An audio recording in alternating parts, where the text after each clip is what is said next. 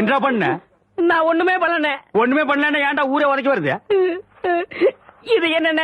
எலுமிச்சம் பழம். இதுக்கு முன்னாடி எலுமிச்சம் காய். இது என்னென்ன?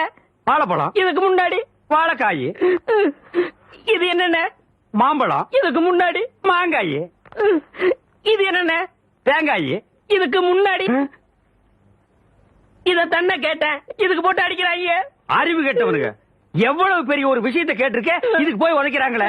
அதாவது கழுது மேய்க்கிற பையனுக்கு இப்படி ஒரு அறிவான்னு உன் மேல எல்லாருக்கும் பொறாமடா.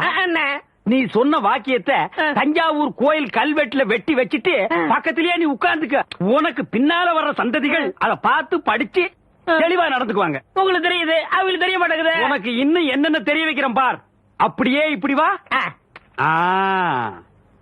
ஐயோ, என் பணத்துக்கு எவனும் பலி சொல்ல மாட்டேங்கிறாங்களே.